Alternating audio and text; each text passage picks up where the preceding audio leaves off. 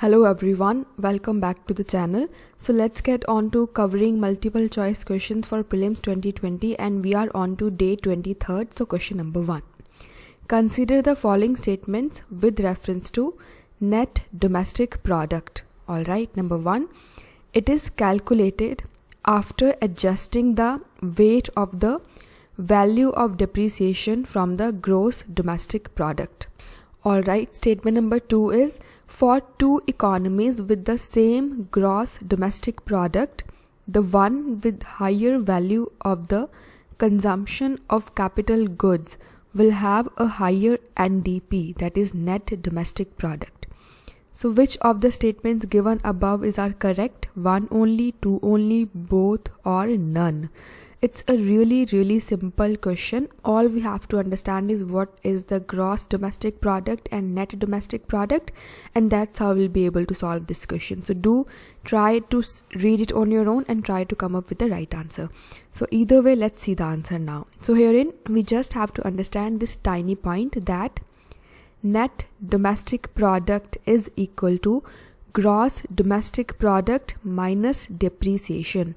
And what is GDP? I'm sure we know what is GDP, so let's not deviate. We just have to minus the depreciation and we'll be getting the net domestic product. That's it. And this is what statement 1 is about. That net domestic product is calculated after adjusting the depreciation from the gross domestic product. That's it.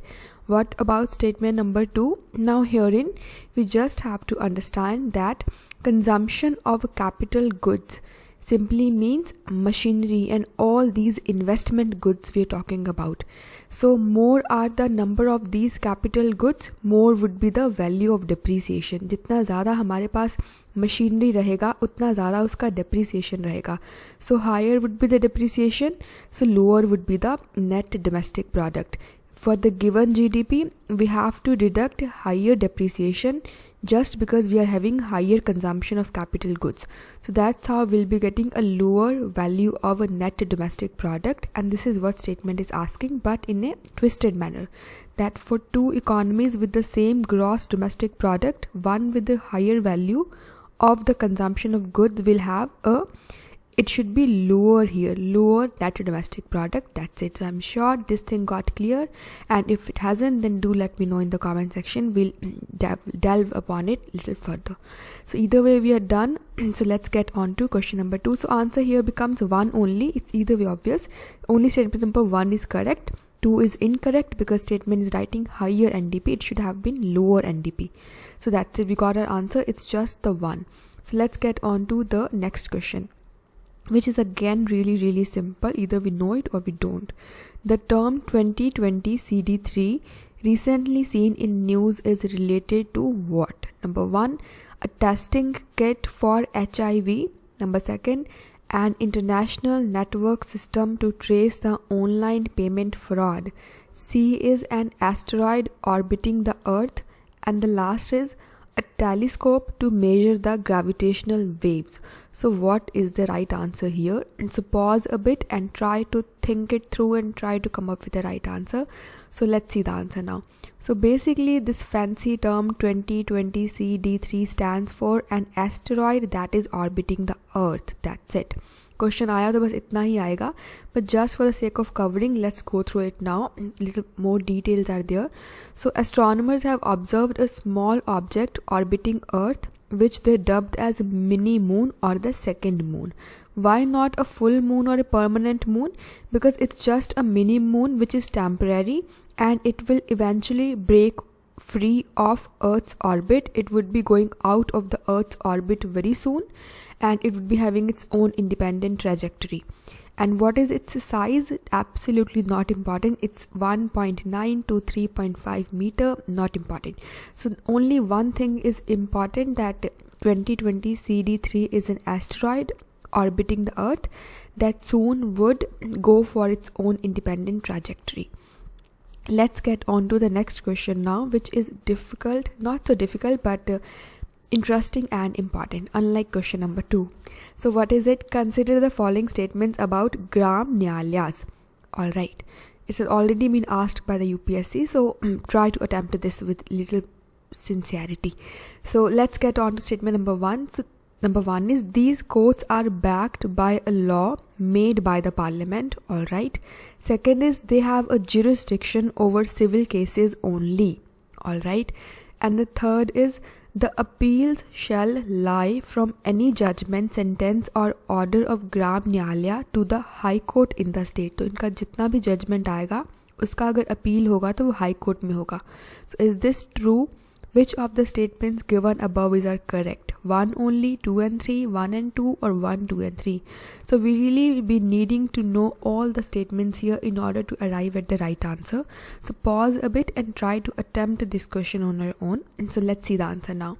Now herein statement number 1 is definitely correct, that yes, there is a law made by parliament and it's written right over here. It's the Gram Nyalaya Act 2008 passed by the Parliament of India, and as per this, village courts are to be established, which we just call as Gram Nyalaya. Nyalaya means court and village means a gram. For what? For speedy and easy access to justice system in the rural areas of India. That's it. Second important point is that yes, there is a law passed by parliament, but as such its establishment would be after a notification of the state government, and state government would be bringing this very notification after consultation with the High Court, and it would be established either as a panchayat level or a group of the contiguous panchayats, because if population is very low then 2 or more panchayats can be clubbed together to be brought into only under one Gram Nyalaya. And this is not important, just 2 points are important. It's an act of parliament that is governing this, and then after notification by the state government, that too after consultation with the High Court, these would actually be brought into picture. And let's look at the statement number 2. They have jurisdiction over civil cases only. Now this is incorrect, because they have jurisdiction both over civil as well as over criminal cases. This is something we just have to memorize. And statement number 3 is also incorrect, because we can directly jump to High Court. In between there lies Session Court and District Court. We know in the hierarchy of our judiciary we have something called Supreme Court at the top, then at state level it's High Court, and then district level there are district courts or session courts.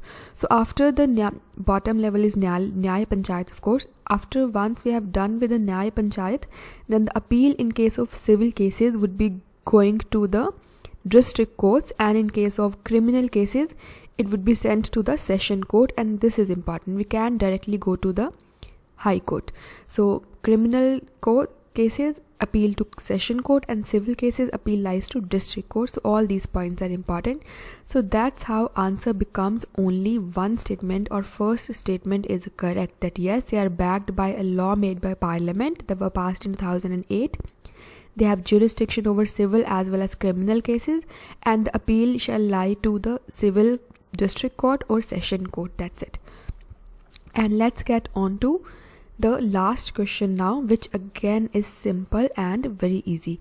So Fridays for Future movement is sometimes seen in news related to what? तो Friday for Future movement किसके बारे में है? Number 1, protection of children rights. B is protest against lack of action in climate change crisis. C is prevention of proliferation of nuclear weapons. And the last is reproductive rights of women. So pause a bit and try to come up with the right answer. So let's see the answer now. So basically Friday for Future movement is related to climate change crisis. So here lies the explanation, that in the August 2018 there was a Swedish girl, Greta Thunberg. She used to stand outside the Swedish parliament every school day for 3 weeks in order to protest against the inaction towards climate change. And then in September 2018 she called for a strike every Friday until the Swedish parliament revised its policies towards the climate change.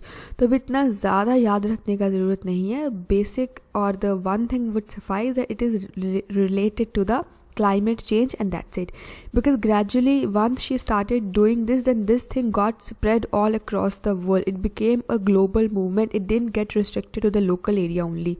So yes, this would suffice that Friday for Future movement is basically a protest against lack of action in climate change crisis, and that's it. So we are done with 4 questions for day 23rd for Prelims 2020, and if you haven't gotten over any of the question, then do let me know in the comment section. We'll try cover that again, and either way we are done. Thank you so much for watching, and goodbye.